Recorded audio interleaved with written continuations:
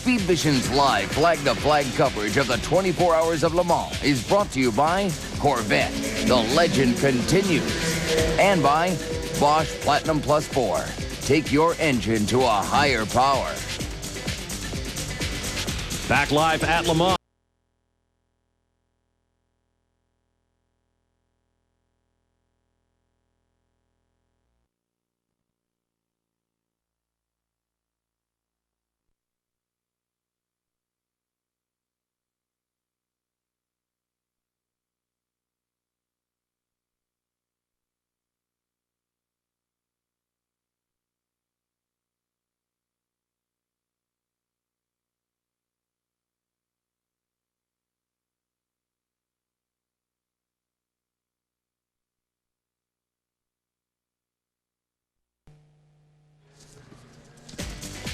Speedvision's live flag-to-flag coverage of the 24 Hours of Le Mans is brought to you by Corvette, the legend continues, and by Bosch Platinum Plus 4.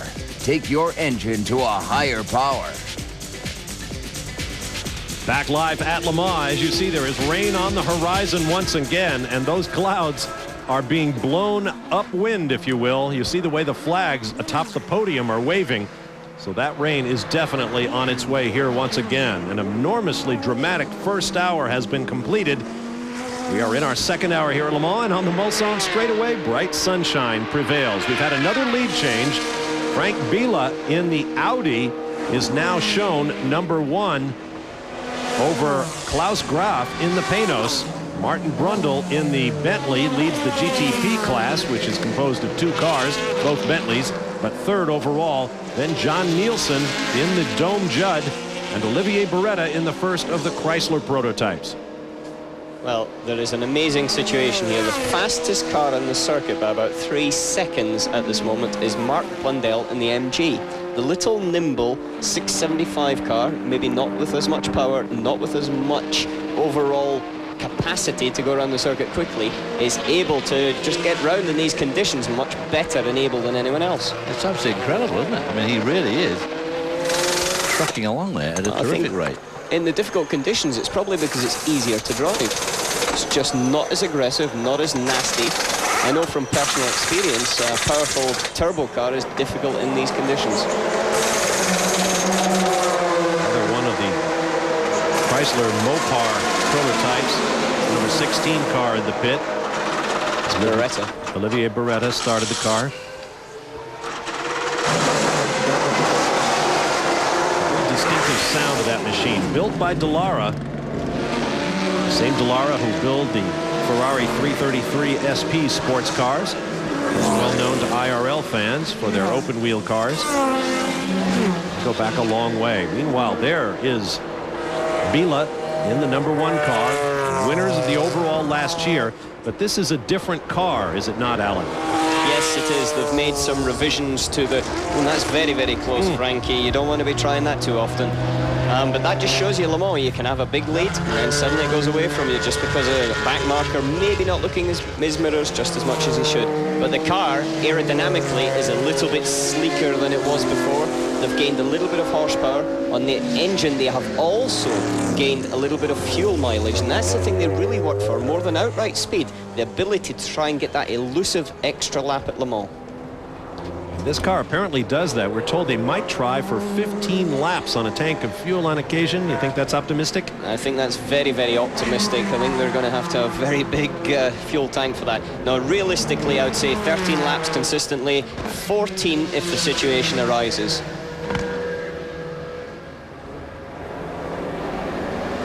Up and headed for the Dunlop Bridge. There's a famous motorsports picture right there. Boy, isn't it ever. Just looked like that for 100 years. Almost seems like 100 years. Since 1923. It's been a very similar look to that.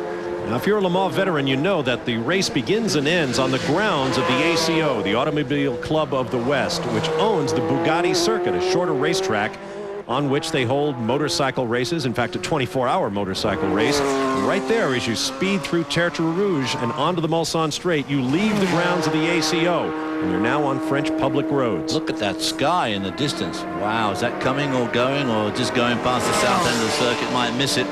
Sun shining through the trees there. Can get very tricky later on in the afternoon here as the sun shines through those trees. You get a tremendous strobe effect going down that long straight. I've never actually found the sun going down a major problem. Where I have found it very difficult, and we're talking about the Dunlop Bridge, is when it comes up, you go down that hill, you can't see a thing. The sun is directly into your eyes. Yeah, and of course the S's await you at the bottom of the hill there. Well, they await you at 140 miles an hour. Yeah. Now look across the horizon in the campgrounds, and you see very, very dark clouds, and you can actually see the rain falling from the base of those clouds to the south, and that's the direction the wind is blowing from. Very dark at this point on the Mulsanne as Biela makes his way around one of the chicanes. He's now leading the Panos by nearly 15 seconds, 14.9 seconds, and the Bentley of Brundle is another 10 seconds behind that, and another 30 seconds behind that is John Nielsen. But the MG of Mark Blundell still turning in some incredibly good laps, now up to 5th place overall. Into the sunshine, and out of it again goes Frank Biela in the race-leading Audi. He is out of the pit stop sequence, which has allowed him, or at least helped him, to take the lead. There are your class leaders. We'll be back with more live from Le Mans in a moment. a.m. Eastern, and the race itself live Sunday at 7:30 a.m. Eastern Time.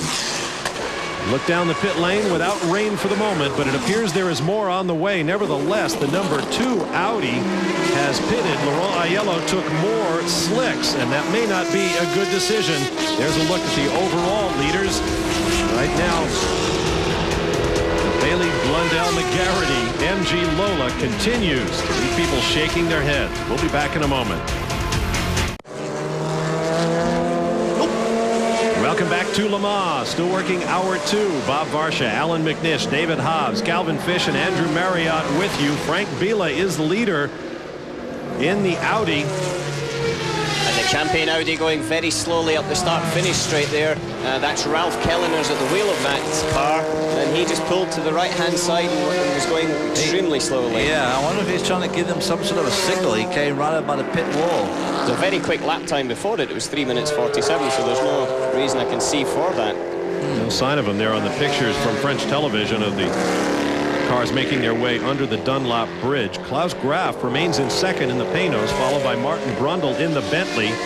While we were in break, Andy Pilgrim brought the number 64 Chevy Corvette in to hand over to Kelly Collins. They're currently running back in the number 24 spot. Meanwhile, their teammates, Ron Fellows at the wheel of the car he started, has now moved up to the GTS class lead and into the top 15.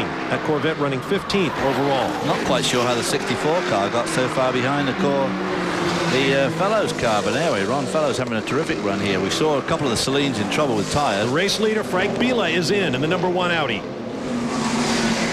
No doubt going to change onto slicks like the number 2 car just did of Aiello.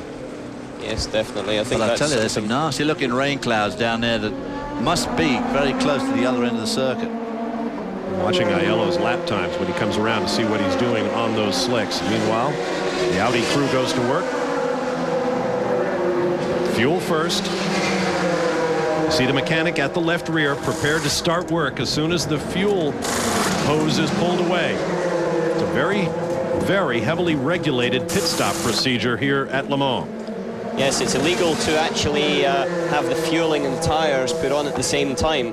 But now, as you can see, it's an extremely swift pit stop by the Yost team, but they'll be doing that day in, day out.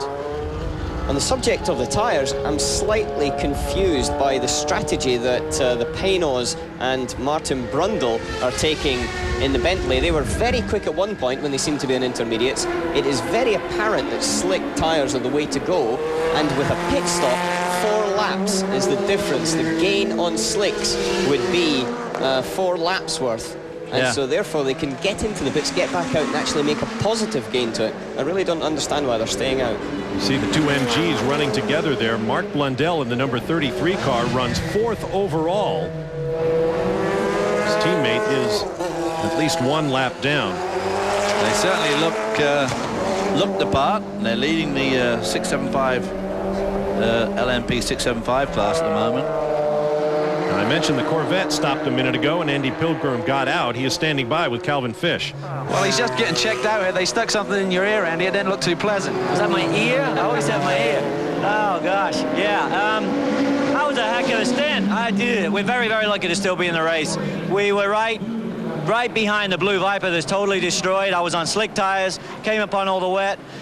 I went sideways, got out of the brake, tried to steer it, got a tiny bit of grip, had nowhere to go. I was either going to hit a parked car on the left or a car that was 90 degrees on the right. I didn't think I could get through between them, so I chose the grass. As soon as I got on the grass, the car did like a slow rotation, and I thought, oh, cool, I'm clear. Then I saw this Viper barreling down the grass, too, and he just clipped my right front wheel. But all in all, the car's okay. We were very lucky. I noticed you said to the crew maybe the steering's a little bit off. Also about the engine change this morning. How's the engine performing? Engine's fine. No problems at all so far with the engine. Yeah, just the steering wheel's just a little off to the left, but it's steering straight. It's a little sensitive turning right when it's wet, so it's obviously a little towed, but we're going to watch the tire wear to find out if it's okay. All right, mate, thanks a lot. Meanwhile, the other car, they're gearing up for that to come in. I believe that still leads its class. All right, thank you, Calvin. These MGs just continue to be a tremendous story. The 33 car in the hands of Mark Blundell is cutting incredible laps. His last lap, a 3-minute 47.3. And that is as fast as I see up and down the page. Well, John compared Nielsen to the Panos of Graf, who's lying second in the race, right. Whose last lap was a 4 minutes, which goes back to what Alan said just a minute ago.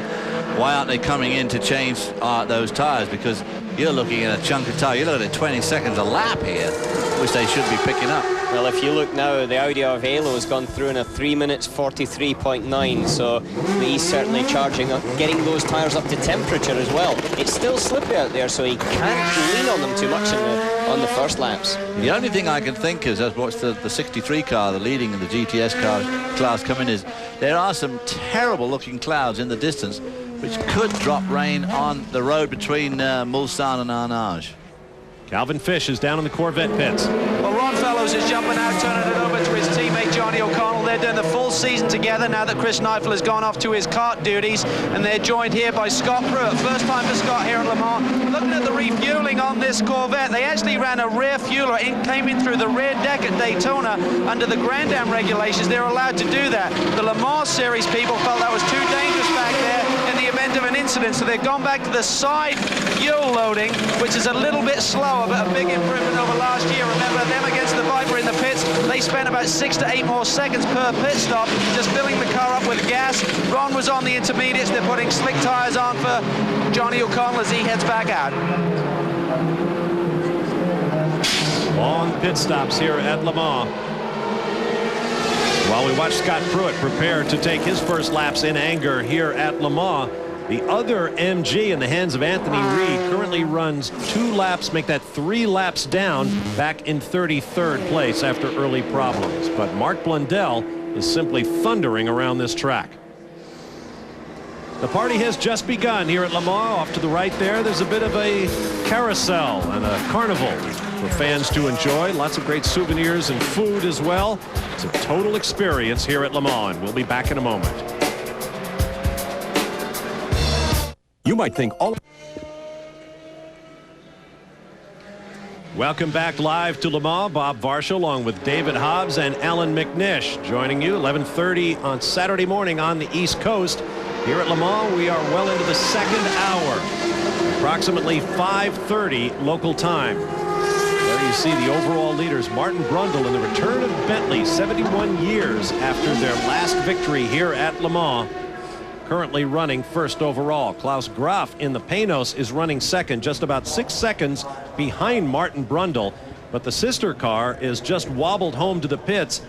Jan Magnussen missing the left front wheel. It's quite important to have that wheel for most of the corners here. It really does help the handling quite a lot if you have that left front wheel. I mean, you can go around without it, but it just makes life difficult. Well, it saves on weight, that's one thing, but I think he'd prefer to have 4 wheels instead of 3 wheels on his wagon. There'll be a driver change down there in the Panos pit. This car has had a very difficult berth. As you can see, a very radical profile, very low down. Front engine, of course, a very small, lightweight, 4-liter, normally aspirated, high revving motor built by the Panos team. Well, let's hope that front end is okay to take the new wheel. Down to Andrew Marriott.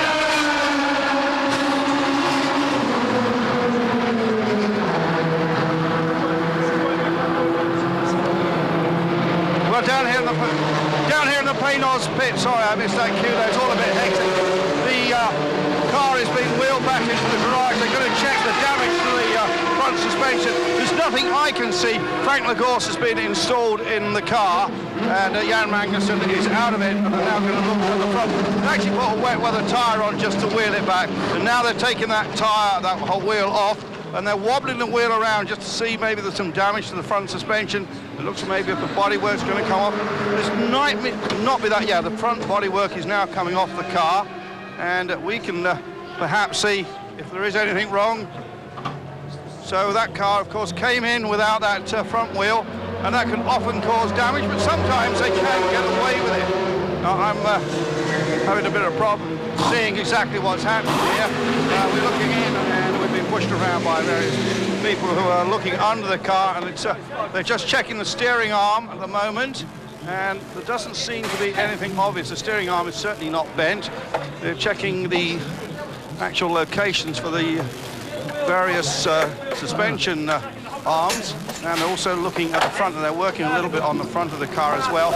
And I don't think this is too serious. They're going to do a complete tyre change as well. Actually, there's a front, just see here, there's a front under tray which is going to be replaced. That was damaged, so that's what the change is going to be. No suspension damage, but the carbon fibre front tray is going to be replaced. So that's the news here from Panos, and they're using their feet to get the old front tray off the main chassis of the car. Well, sometimes it takes the right tool for the job, Andrew. I like a bit of high-tech work myself. Checking the lap times right now, among the quickest cars on the track as the cars go back on slicks and the times begin to drop. Christian Pescatore in the #2 Audi that started from pole position. About the quickest lap times I see. His last lap, 3 minutes, 44.1 seconds. Well, the thing that I'm a little bit confused about is what happened to the champion Audi, who's just ahead of this car with Ralph Kellener's at the wheel.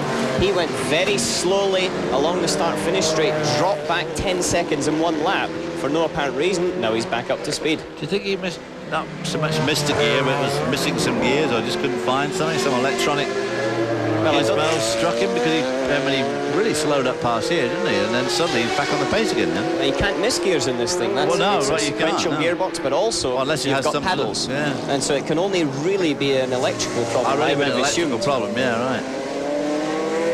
You see the #7 Bentley as the French cameraman struggles with a wind. It's very strong wind blowing around the racetrack right now. The flags atop the main grandstand are absolutely starched. This camera that we're looking at now is on the end of a crane where you would no more catch me, and I gather Alan McNish, for anything. And on a windy day like this, it must be horrible up there. You guys have gone 200+ miles an hour in the rain, in the dark on the Mulsanne. You're not going to climb up a simple gantry? We didn't like going over the bridge out of the TV compound much. It's okay doing 200 miles an hour. You're only a couple of inches from the ground. You fall from that gantry, you'll be going a lot faster than 200 when you meet the ground again. That's the trouble. Exactly, yeah. And you're not going to, when you bounce off the wall in the car is one thing, but you don't bounce off the ground. You only hit it once. Onto the front stretch swings the #7 Bentley being passed. Is that well, that goes back to what you were saying about them not changing tires, isn't Frank Biela is trying to get the position. This is for the race lead. Yes, Martin Brundle trying to hold off Frank Biela in the Audi. Great comparison of the open cockpit and closed cockpit GTP car. Well, these two cars have got very similar engines, very similar gearboxes and transmission. They both use the Audi base. It's just the concept that is different, really, between the Audi and the Bentley. And also, as you said, the Bentley decided to stay on the intermediates, and their last lap was nearly half a minute slower than Biela in the Audi. Well, I think Frankie's in a position now where he's going to breeze past under braking at some point, because he is 17 seconds a lap faster than the Bentley. And I was saying earlier on, I'm a little bit confused why the Bentley has stayed out so long on not the correct tyre. They're obviously waiting in a bit of weather. But Martin Brundle is not going to put up too much of a fight, I wouldn't have assumed. But then again, this is a race. That rain that I saw over there, and I think they were looking at, seems to have gone further away from the track, so I don't think it's going to be a help to the. Obviously going to have to change these tires sooner or later. Now Biela close up under drafting, and I suppose the closed cockpit car has a little bit more of a hole in the air that it punches. It'll create a little bit better draft. The car has a slightly larger air restrictor governing the air that goes into the engine, also 2 inches less tire. There we go, under braking. Yep. That's the difference between the tire grip of a slick and the tire grip of an intermediate. And I would have thought that that's got to be the confirmation to Bentley that they must get into the pits. And they look up at that sky and think, But you can only look at the sky for so long. Right. You've really got to, I think, look at the lap times and know that you are still at the beginning of this race. and they are running to the south at this point where it is much more clear, which suggests that we're going to have dry conditions for at least, I don't know, another 5 minutes or so. Out of Mulsanne in the old signaling pits. All signaling is now done on the start-finish straightaway here at Le Mans, grand old lady of worldwide road race circuits. We'll be back with more live in a moment.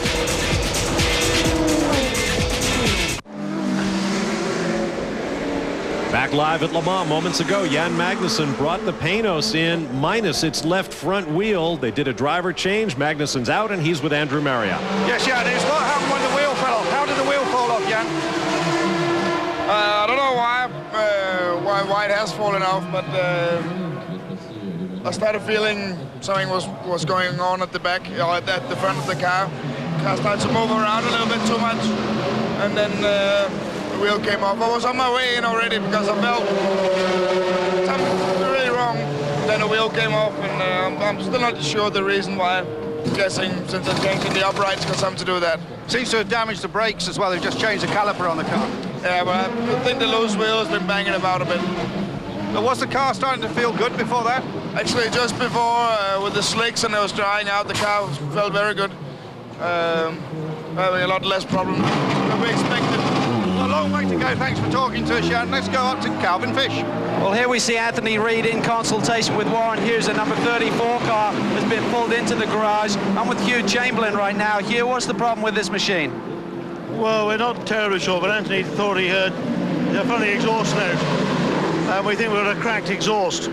So rather than run it, it's a long way to go, and run it damaged, I think, we're going to just take the covers off the exhaust system to make sure that's all right. Because he hasn't said he's getting no boost pressure, but I assume that he's getting less boost pressure.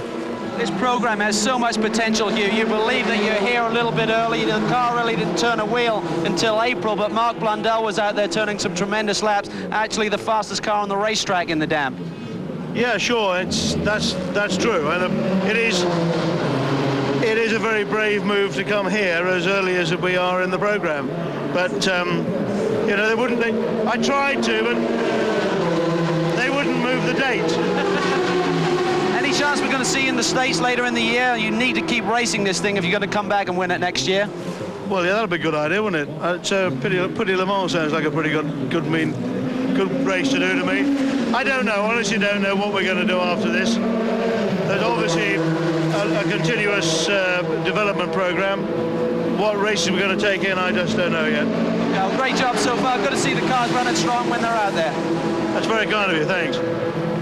Hugh Chamberlain has been doing this a long time, and it's great to hear they're thinking about bringing those fabulous MGs to the Petit Le Mans at Road Atlanta in Georgia later this fall. There's a look at Olivier Beretta, the number 16 Chrysler prototype. His last lap, 3:46.1, currently 7th in the overall. Those cars looking very, very stout in their debut. They're good-looking cars, too, aren't they? They just have a really nice shape about them. There's the cars having a lot of trouble all through. The champion Audi seems to have been up and down, went past here slowly. Now it's back up to speed, got off to a terrible start, came in early, clipped the end off the wing, had to change the wing. So the champion car having a fairly checkered race so far, and it's down at the moment. Where is it?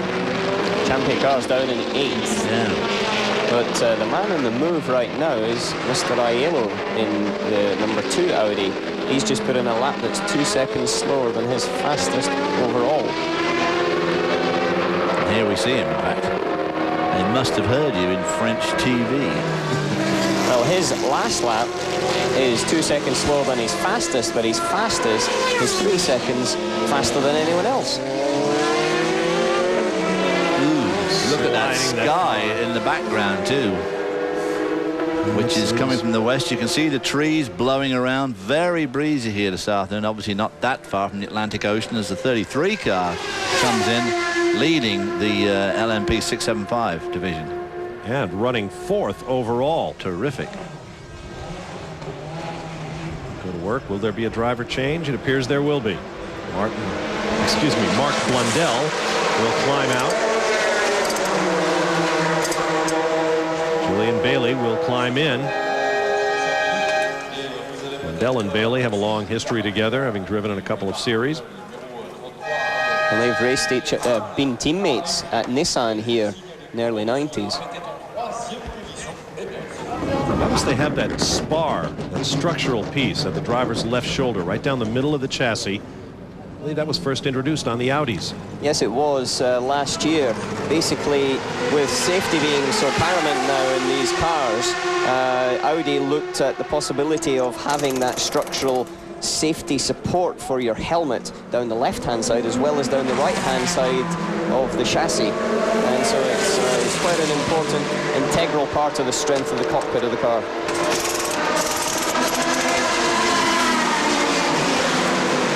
Going on. Michelin's on this car as well. Michelin has fully 23 of the 48 cars in the field. Some 4,800 tires on hand. Looks like they're having a bit of looks like they're having a bit of trouble with the bodywork here. So I'm told that this car might have had an off.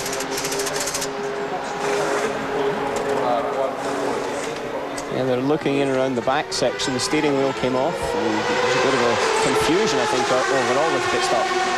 In fact, this car was off the track. Here's another look.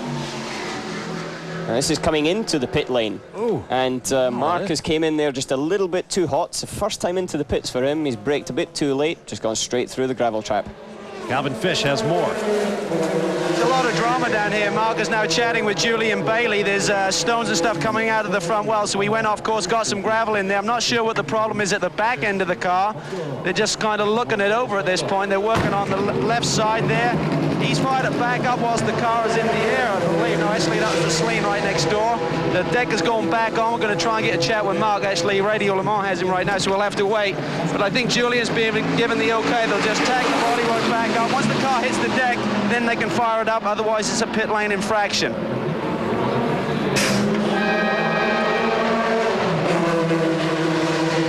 can hear through the microphones just how loud it is there in the pit lane. Blundell on the other side of the car there being interviewed, as Calvin pointed out.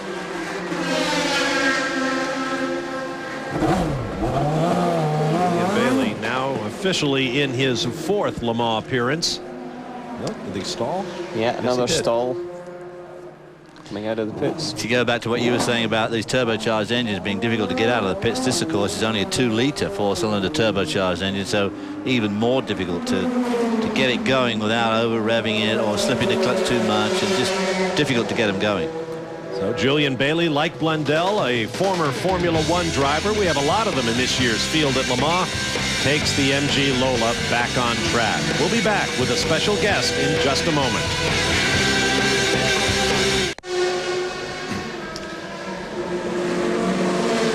Welcome back live to Le Mans, and no, you are not seeing a replay of the problem Jan Magnussen had just a couple of laps ago. This is the other car now in the hands of Jamie Davis from Britain, and here's what happened to him. Yes, this is entry to the Porsche curves. He's gone a bit wide, he's got onto the damp, and he's gone, just looks like, into the wall. And watch as the left front just departs the car. He gives it a look.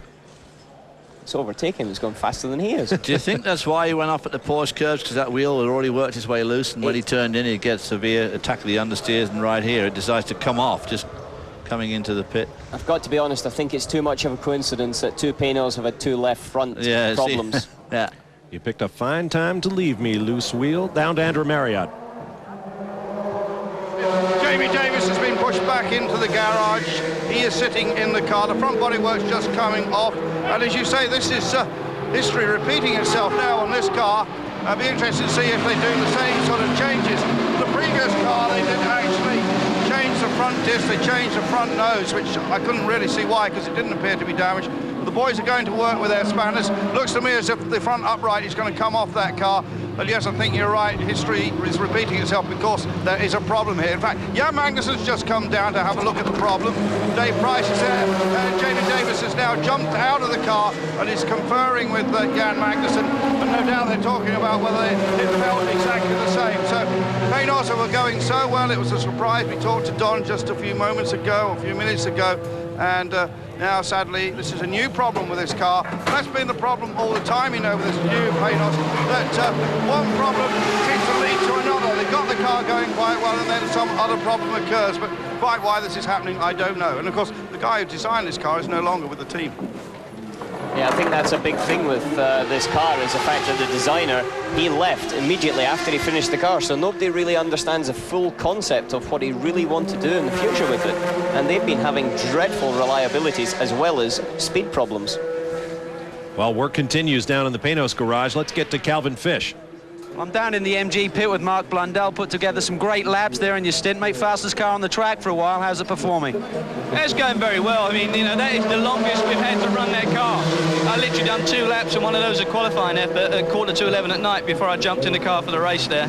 And you know, I'm learning it all the time. But we're now starting to find out a few niggles and stuff like that. But you know, overall, I think it's a great effort. Great for MG. What sort of pace are you running, mate? I mean, are you trying to go for the class win? I mean, the engine is pretty much unproven. I think the longest it's run is a couple of hours. It's 22 to go, I believe. So. Yeah, I mean, this is a brand new program. It just came off the drawing board 7 months ago, the engine and the chassis. So to even be here is one achievement. But obviously, we'd love to win the class. First objective, though, is to finish 24 hours of racing. Only a couple of hours gone, as you say. When you turned the car over to Jules, it looked like you had a bit of gravel coming out the front, mate. What happened there? Yeah, I put my hands up for that one. Unfortunately, we're getting a little bit of a loose brake pedal. It's getting a bit long.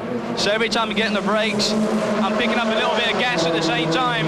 And it's caught me out 2 or 3 times on the track, and it caught me out again coming in. So, yeah, he's got a little bit of extra weight there, but he'll contend with that, don't worry. All right, mate, thanks a lot. Hey, I want to say hello to the boys and hello to my wife in America. They're watching me. See ya. Well, we should hope they would be. Yes. If they're not, who else is? You saw the work continuing in the Panos garage. There's Frank Vila, who continues on his merry way in the race lead by 17 seconds over Martin Brundle in the Bentley. Let's get back to Andrew Marriott. Yes, well, they brought the other Panos in now. Really wanted to have a check. Having had 2 wheels fall off, they're having another look around the front of the 12 car. They've also had a problem, though. You see Frank Lagos there just gesticulating. They've had a problem with the bodywork working slightly loose. Dave Price is right there. He's on the case. And it doesn't look as if they're going to do anything to the front. It seems to be a bit of a tank job at the moment. So it's a shame for Panos. This obviously is a concern, but I think this car is going to go out in just a moment. All right, thank you, Andrew. A moment ago, you saw a replay of the Panos wheel bounding across in front of the dome in the hands of Jan Lammers after a long pit stop. Lammers is back on the track, running in 40th position, several laps down to the race leader. There's a look at your class leaders. We'll be back with more and a special guest, I do promise. Stay with us.